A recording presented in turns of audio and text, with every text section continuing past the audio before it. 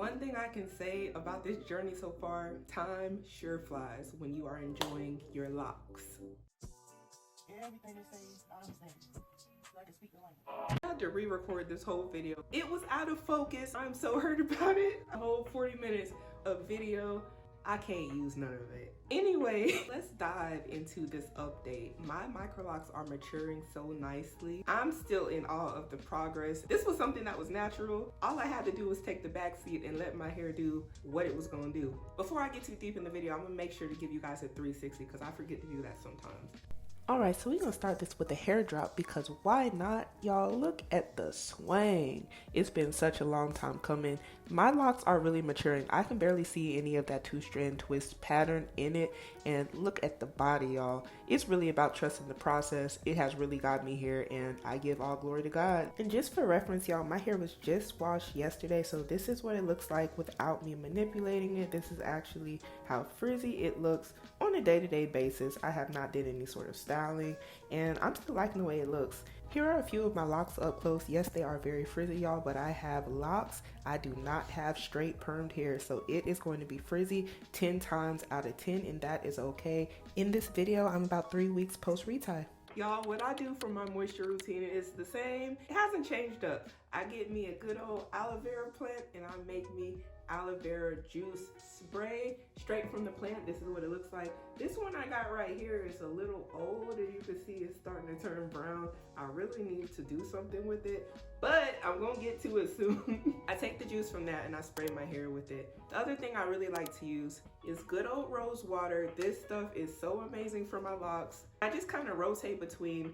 the rose water and the aloe vera spray because whenever I don't have any aloe vera, I will be using this, which is what I've been using because I have been lazy and have not made my aloe vera juice yet. Overall, I really like the natural approach, so I really like using my aloe vera spray the most. I think it really makes my hair feel really good. I want to warn y'all, if you don't like certain smells, I ain't gonna lie, I think aloe vera kind of smells musty in my opinion. Scent fades over time, but it does smell musty at first. The way a lot of products on the shelf, when they incorporate aloe vera, it smells really good. It does not smell good. It smells like sweaty armpits and gym socks, in my opinion. Y'all let me know what y'all think. Do y'all think aloe vera smells musty like the actual plant? Maybe it's just me. As far as my retie rotation, I have still been interlocking my hair every 2 months because it's been working well for me. My locks feel secure and I'm happy with that. I personally haven't like retwisted my hair or anything while I've been on this lock journey. It's been strictly interlocking. When I first started, I was using a 2-point rotation. Now I use the 3. I just think it works best for me. I think in the future I might try to give it a try, just kind of see what happens. But I sweat so much, I really don't know if it'll be a good idea.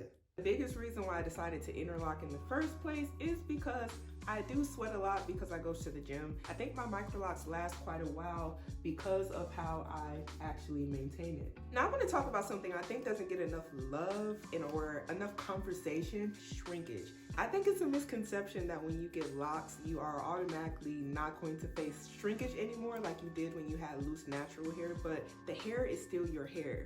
So if your hair shrank when you had loose natural hair, I think it's fair to say it's probably still going to shrink when you get locks. And in my case, that is exactly what happens. Right after I wash my hair, it does not look the same as when it is properly all the way dry. It actually shrinks all the way back up. Good example, y'all know my hair does not sit here like on a normal day. On a normal day, it's easily collarbone length, maybe shoulder length, depending on the day, but this is about where my locks sit all the time. I will say there are some ways that you can kind of get away from that shrinkage if you don't like it. Like a lot of people do twist outs, braid outs, things like that. If you do a lot more styles on your hair, it can elongate your locks. But normally your hair is not just going to not have that shrinkage unless you're doing some sort of manipulation to it or styling it to make it kind of dry in a state or stretch out in a state that it normally wouldn't be in. I think the best piece of advice is to really just embrace the shrinkage and just tap into yourself. Y'all, this is what your hair wants to do. Let it do what it wants to do. I kind of feel like you have to take the back seat. Naturally, it can be very beautiful. That gets me onto the topic of frizz. Now, that's another thing that I think people don't really talk about enough in terms of just letting it be. Like, we talk about frizz all the time. It's usually about how to get rid of frizz. One of the things that I think has been very helpful to me on my journey is just to realize and understand that, for one, your hair is very different than everybody else's. Also understand, if you look somewhat like me or you have a hair texture like mine, this is not a silk press. This is not permed hair. This is not, I'm trying to get wet and wavy. These are locks, y'all. The process includes matting and includes frizz. If you just kind of are okay with that, I think that the journey will be quite easy. But a lot of people are very uncomfortable with frizz and very uncomfortable with the fact that this is not straight hair.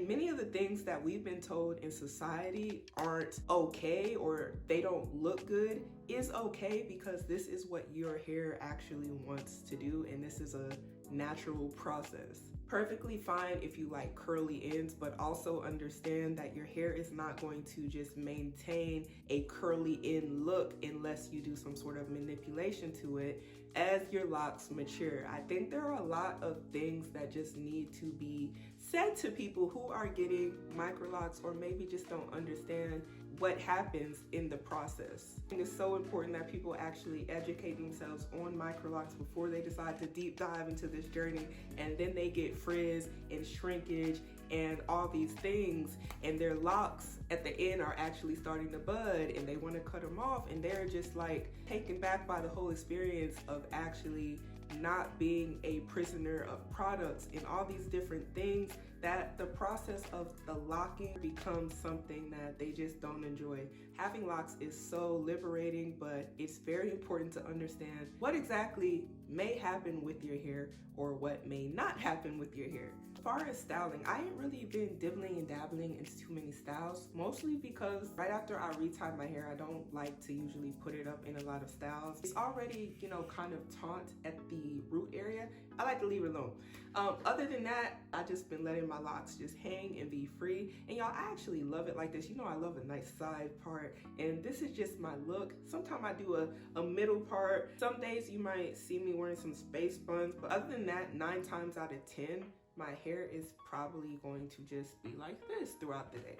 Next thing I want to talk about is my wash care routine. Y'all, we have sweltering heat right now in Texas. It is 105 easy on a normal day. Sometimes when you look on the Weather Channel, it says it feels like 110. Y'all, it's ridiculous. My scalp has been needed to get washed twice a week. Usually I was doing once a week. Even like last month, once a week was okay.